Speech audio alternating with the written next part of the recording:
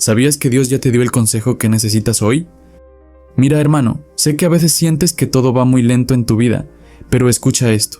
Todo tiene su tiempo bajo el cielo. Dios nunca llega tarde, aunque nosotros vamos apurados. Eclesiastés 3:1.